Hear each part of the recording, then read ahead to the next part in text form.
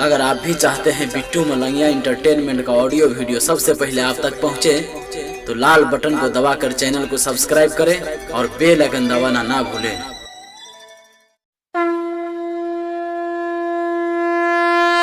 प्रेम से बोलिए सरस्वती माता की।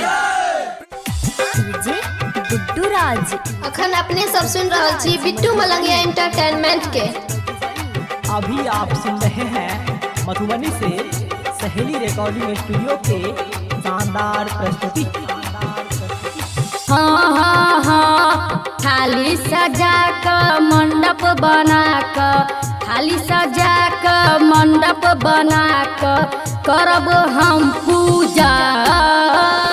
माँ शारदे बीना बाली, माँ शारदे बीना बाली, माँ शारदे बीना बाली, माँ Sharde Bina Bali. DJ Bittu Malangiya, DJ Bittu Malangiya, Madhubani Madhubani. DJ Guddu Raj Madhubani. माँ शारदे बीना बाली, माँ शारदे बीना बाली। थाली थाली लड्डू लायब, नारियल से हो लायब, पैया कचा ढायब हम हे यो। हाँ जोरा जोरा चुनरी लायब, हाथ में माला लायब, पैया कचा ढायब हम हे यो। थाली थाली लड्डू लायब, नारियल से हो लायब, मैया कचा ढायब हम हे यो। हाँ जोरा जोरा चुनरी लायब, हाथ में माला लायब, मैया कचा ढायब हम हे यो।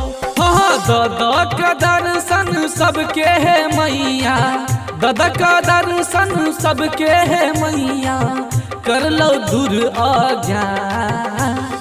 माँ शारदे बीना वाली, माँ शारदे बीना वाली, माँ शारदे बीना वाली, माँ शारदे बीना वाली, माँ शारदे।